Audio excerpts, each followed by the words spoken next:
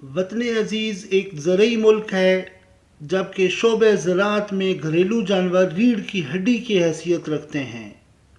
तो dear friends, आज की वीडियो में हम इन्हीं घरेलू जानवरों में आई हुई बीमारी के बारे में बात करने जा रहे हैं।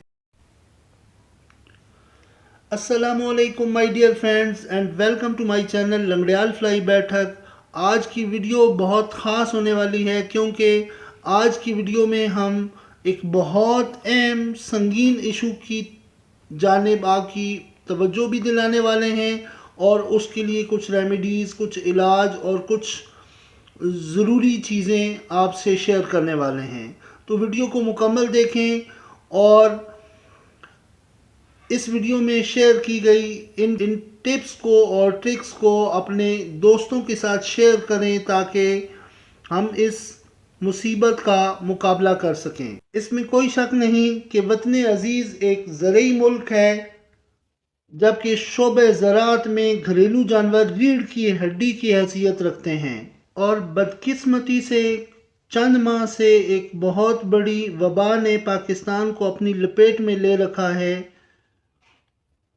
जिसको आज हम लंपी स्किन के नाम से जानते हैं। मौजूदा दिनों की ये वबा लंपी स्किन ने शोबे ज़राअत से वाबस्ता अफराद को मायूसी और कर्ब की इंतहाओं तक पहुंचा दिया है। खुदा गवाह है, कोई गांव गोठ ऐसा नहीं जिसके खाली खेतों में जानवरों की कसीर तादाद में लाशें, कुत्ते और जानवर नोच ना रहे हों। ये शहरी लोगों और मुकल्लिफ लिबास अफराद के लिए भले मुर्दार जानवर हैं, मगर ये किसानों के लिए उनकी औलाद तो नहीं, मगर उनकी औलाद के मुस्तकबिल के हसीन ख्वाब ज़रूर हैं। ये जानवरों की लाशें किसी किसान की बेटी के जहेज़ का सामान है, तो किसी बेवा के बच्चों के मुंह का नवाला। ये एक तरफ नौजवान काश्तकारों के लिए सालों की मेहनत है, तो दूसरी तरफ बूढ़ों की सारी ज़िंदगी का समर।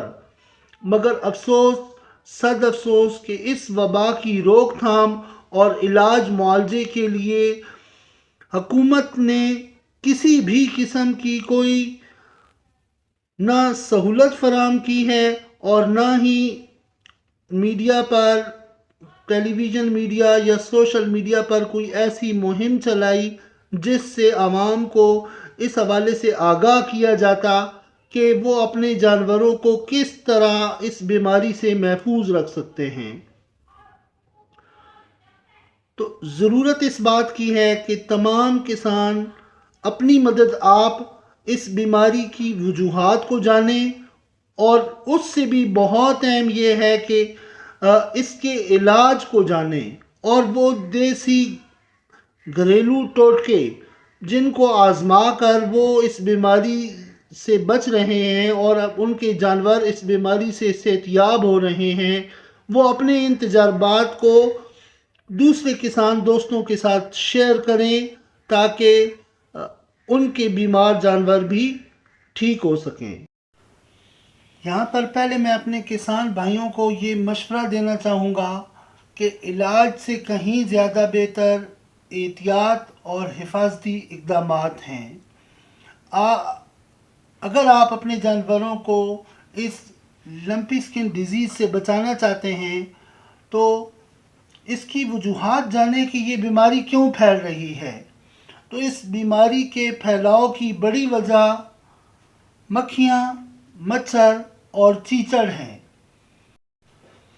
तो इन बीमारी फैलाने वाले जो बुनियादी अज्जा हैं, मक्खियाँ, मच्छर और चीचड़ वगैरह, इनसे बचाव के लिए अपने जानवरों के थानों पर या जहाँ पर आप जानवर बांधते हैं वहाँ पर चूने का छिड़काव किया जाए। इसके साथ साथ पानी में डिटॉल मिलाकर इसका स्प्रे किया जाए और इसी तरह फिनाइल का स्प्रे किया जाए, ताकि आपके जानवर मक्खियों, मच्छरों और चीचड़ों से महफूज रहें। बिल्कुल इसी तरह मार्केट में चीचड़ से बचाव की भी अद्वियात मौजूद हैं, تو آپ ان کو بھی استعمال کر سکتے ہیں۔ اور اس کے ساتھ ساتھ دوسری بڑی وجہ اس بیماری کے پھیلنے کی بیمار جانور ہیں۔ تو خدا را ان دوست احباب سے ریکویسٹ کریں کہ جن کے جانور بیمار ہیں اور وہ مر رہے ہیں، تو وہ ان کو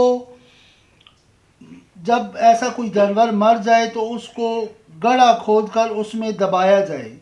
جب یہ جانور کھلے عام پھینک دیے جاتے ہیں تو ان پر مکھیاں مچھر بیٹھتے ہیں اور وہ آگے مزید ہزاروں جانوروں کو بیمار کرنے کی وجہ بنتے ہیں۔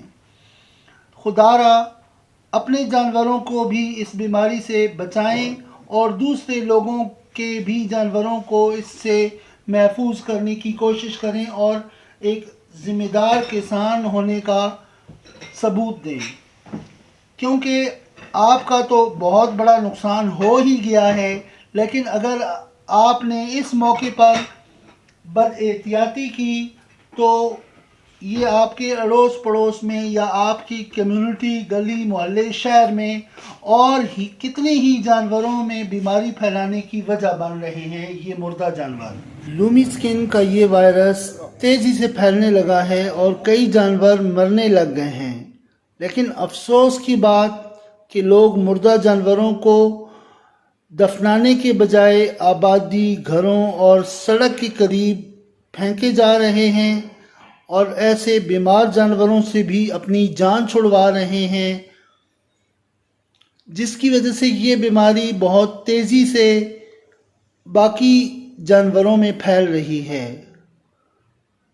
تو تمام دوست احباب سے التماس ہے کہ اپنے مردہ جانوروں کو دفنا کر ٹکانے لگائیں اور اس بیماری کے اضافے کی وجہ نہ بنیں۔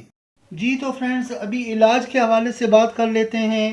تو گاؤں کے جو جانوروں کے ماہر حضرات ہیں، ان کی بیماریوں کو جاننے والے ہیں، ان کا اس بارے میں کہنا ہے کہ اس بیماری سے بچاؤ کے لیے ہمیں اپنے جانوروں کو دہی میں شکر ملا کر اور سرسوں کا تیل ملا کر کھلانا چاہیے، جس سے ان کی قوت مدافعت بھی بڑھتی ہے اور ان کے جسم میں ٹھنڈک پیدا ہوتی ہے، جو اس بیماری کے خلاف ایک اچھی مزاحمت ہے۔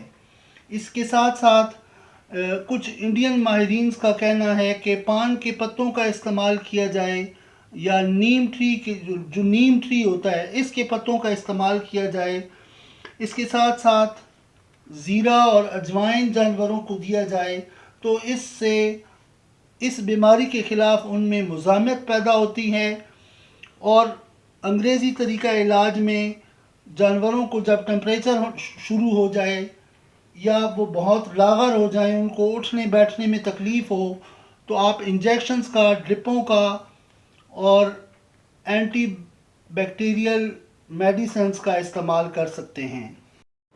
ڈیئر فرینڈز، یہاں پر میں آپ سے اس دعا کے ساتھ اجازت چاہوں گا کہ اللہ تعالیٰ ہماری زندگیوں میں آسانیاں نصیب فرمائے اور کسان بھائیوں پر آئی ہوئی اس وبا کو دور فرمائے اور ان کے جانوروں کی اس بیماری سے حفاظت فرمائے۔ اپنی نیکسٹ ویڈیو تک آپ سے اجازت چاہوں گا۔ اللہ حافظ۔